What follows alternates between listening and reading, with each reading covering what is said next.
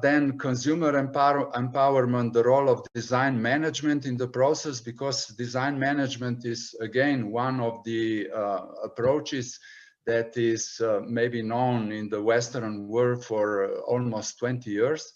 And even in Slovenia today, the companies are becoming aware of the benefits of the design management. Of course, I will be briefly talking about design management, design thinking method.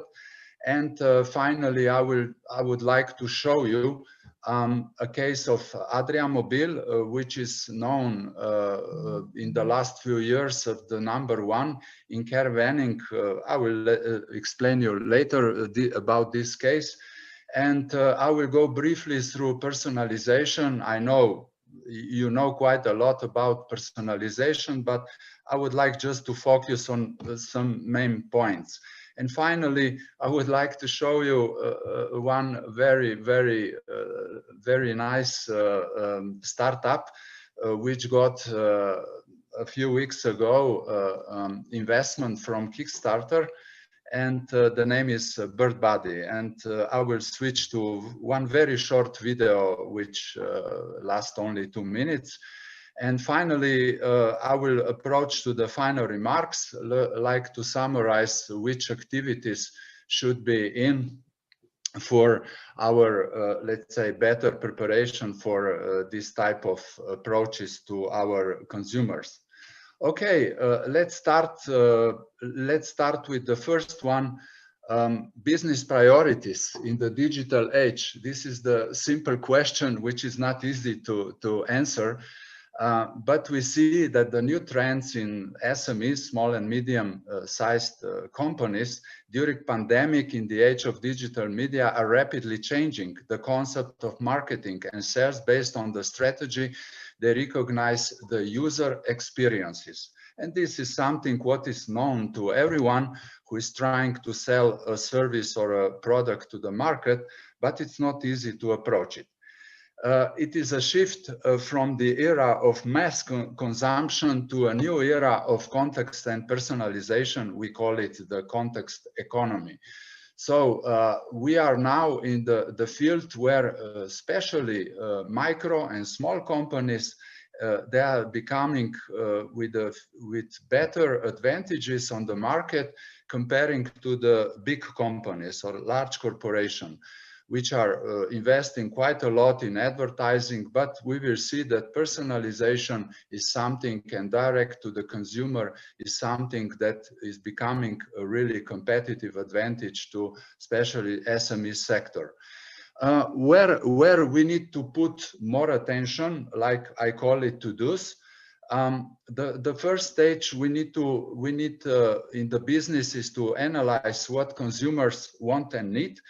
Then they try to sell to them and later follow up consumer and user experiences. Okay, this is just a general statement, which is known to everyone, every single entrepreneur or sales manager. But again, it's very important how we are doing this in a direct line with the consumer. And secondly, research on market needs informs company on what products and develop and design for which customers, which sales channels, and what cost, what kind of service to offer, and consequently reduce the risk that a new product service development process. If we take a look on some latest digital innovation that bring the future, we can easily see, for example, that we are entering very highly sophisticated digital technologies. For example, the first photo, you have Amazon bookstore in the middle of Manhattan in New York, which is functioning without salesmen. So no sellers there, you just enter. Of course, you need to first upload their application and you enter, you pick up and you go out, and that's it. Okay, we will talk later on what are the pluses and minuses of such an approach. And then, of course, we are now dealing today with the big data system, and whoever you call, what is the big data all about? Big data is everywhere around us, in every single camera, in every single cashier which is connected with the internet. Everywhere is a big data. And what is the benefit of this digital era is exactly that we can use much more information from big data sources than it was possible to do this, I don't know, 5-10 years ago. Then robotics. I don't want to spend time to talk about robotics, but robots are everywhere. You know, in a manufacturing plant, I mean, all around, even in service area, agriculture area, everywhere are robots. Then millions of applications which help consumer to make better decision. If you go to IKEA shop, then you just push the application and the item. I would like to check how this sofa will looks like in my apartment, and you can see easily. Then self-driving cars. I don't want to spend words about this. You are probably following the Tesla company, and you know where we are staying. Now you have here the very different approach to the shopping of grocery, where you have only display, and you just push what kind of drink or beverage you would like to order, and that's it. You see here on this photo, no more dressing rooms for ladies, for men in the modern boutiques. You just wait in front of the display, and you can easily see the new item, how it looks like on your body. So no more dressing room. Don't invest in dressing rooms. I'm just joking. Then we have here the latest VR technology is entering to the medicine sector. So health sector is becoming aware of the benefits of different type of technologies which are integrated. And finally, look at this latest innovation. This is the small swimming pool, which is has the same issue like swimming in the swimming pool, you know. So it's a home-made fitness equipment, and it's becoming very popular, especially in the United States. So technologies are here, and we can use it. Let's approach to the direct consumer. Direct consumer is something what is becoming the advantage, a competitive advantage of every single small company. We cannot say to the big companies, because we are going now direct to the consumer. We don't need the distribution channels. So products are made and sold, delivered directly to the end consumer with no intermediaries in between. So no commissions are actually needed to be paid. So D2C allows brands to control their own fate and collect customers' data. So customer experience will not be the single biggest differentiator. With the support of this artificial intelligence algorithms and of course big data databases that we know exactly what we are searching for. No more saying like in tradition, I remember some 20 years ago, like customer is the king. Today, customer new analyzed data is becoming the currency to profile and personalize user experiences. A lot of communication, marketing, messaging, selling, website application, subscription, etc. will need to be in the user preferred, or we can call it even vernacular, so domestic and local used language. So focus on value proposition. And value proposition is something what is not easy to determine or to define it within, even though that you can say, oh, I know what is the value proposition of my company. The value proposition is very highly connected with the consumer demand and I mean emotions and feelings. So whatever we are promising to our consumers, that we will be delivering, you know, you need to stand by. And of course, this is something that is not going to be just a big word, you know, like buy our products, you'll be satisfied, you'll be highly satisfied. We will guarantee 5 years for the product. Don't worry, everything will be fine. So we need to go and ask him how we fulfill his expectation, how we fulfill his marketing need, you know, how we solve his problem, in which way, and we need to measure this. So without the measure, without assessment, this is not the real value proposition. Okay, let's continue. If someone asks me why we are now in this digital age period when consumer will be less brand driven, no more just logical Adidas, Nike, Apple, Samsung, etc., and Sony, but today people count rather more on experiences. So let me know with your service, with your product, how, and I will tell you how happy I am with your, let's say, product.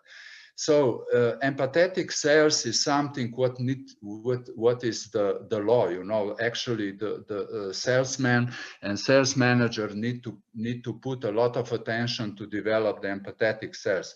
I think we talked a little bit at the last convention last year about this empathetic sales. Then engaging user experiences. Whatever we are talking, try to engage user data, user experiences to our service. Then post-service communication, very important. Long-term care, very important. Keep innovating and products and service. It's not like a telecom, for example.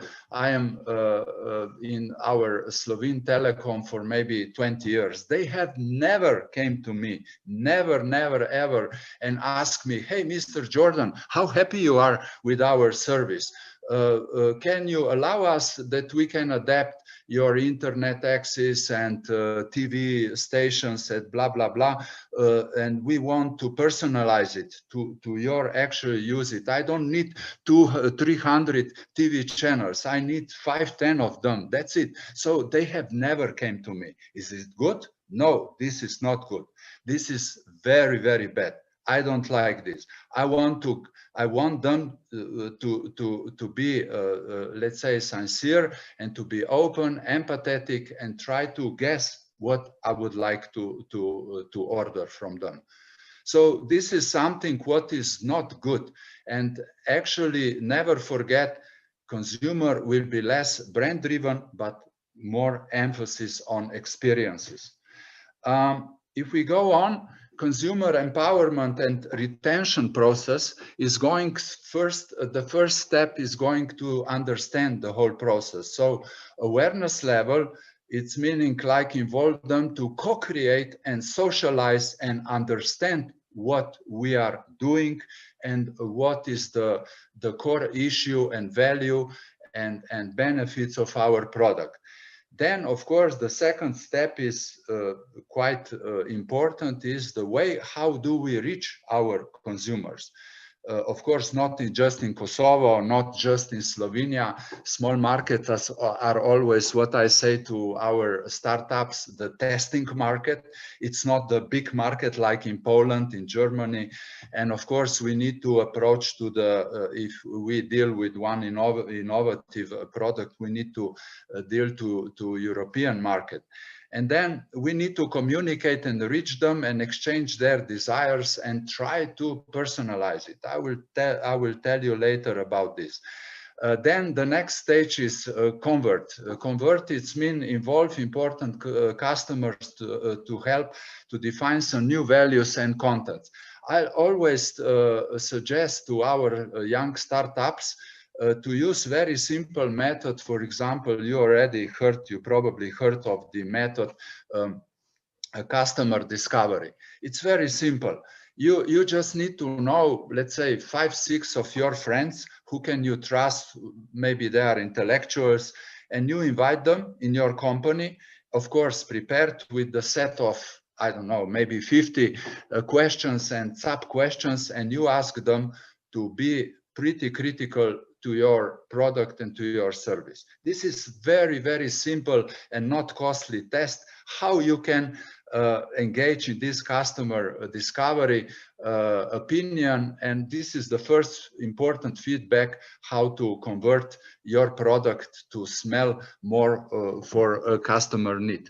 And then finally, this engaging step, which provide ongoing relationship and engagement, and not just are you happy with our service, how are you doing today? This is not enough.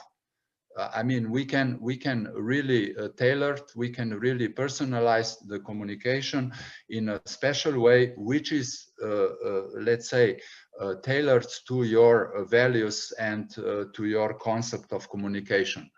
Now let's jump to one interesting topic, which we call it design management. You probably heard about design, you probably heard about the management, but design management is pretty old profession. It's now, I would say, more than 20 years, especially came out in UK, in United States, and now in all European countries is becoming very popular. For many years, design management has been an intermediary between design as a strategic